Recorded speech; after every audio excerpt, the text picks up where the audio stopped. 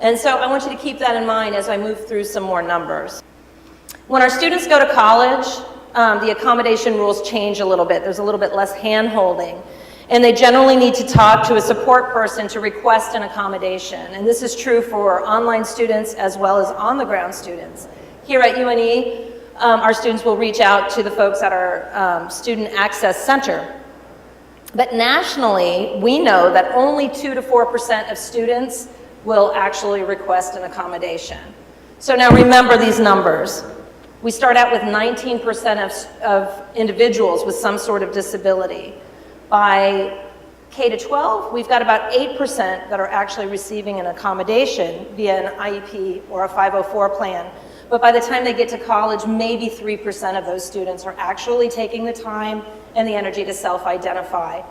And we know that most of those disabilities are not going anywhere. They're still there. Brain-based disabilities don't go away. Students develop strategies, they can receive accommodations, but they're not gone. So this is really important for us to consider. And I want you to just look at that for a minute. 94% of high school students who have a learning disability will receive some kind of help, but only 17% of college students with a learning disability will receive some kind of help. And this lack of support has really grave consequences when we look at higher education. 56% of undergraduate students who enroll in college will graduate within 6 years, and this is a general audience that we're looking at. But only 34% of students with a diagnosed disability will graduate within 8. So think back to that, what we were talking about, money, opportunity, professional development, and think of all of the ways that students who don't complete what they start are losing out.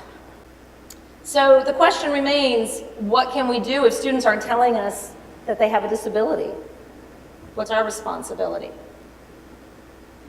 Well, enter universal design for learning. Universal design for learning has its origins in architecture.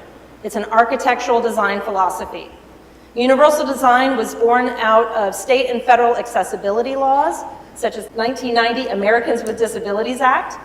Among other things, the ADA required public and private businesses to remove physical barriers to access in existing spaces, and it proposed standards for accessible design in new construction. Now, the lawmakers that put this into effect had the disabled in mind, no doubt about it.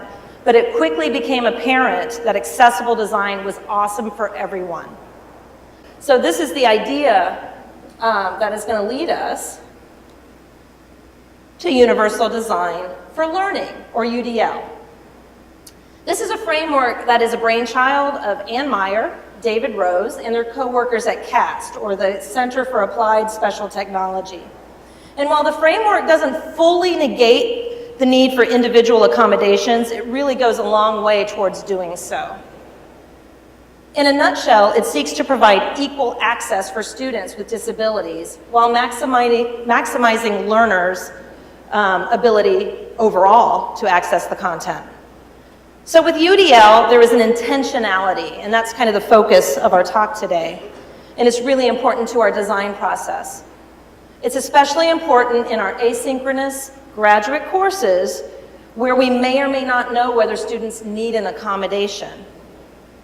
We know that quite a few people who drop out of school who have disabilities do so because they don't receive accommodations in a timely fashion and they fall behind.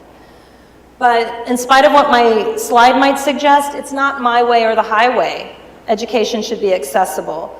It's quite the opposite. With UDL, we intentionally build in flexibility so that students can access information, so that they can practice what they learn, and so that they can show mastery in a way that makes sense to the way that they learn and can provide that information for their instructors.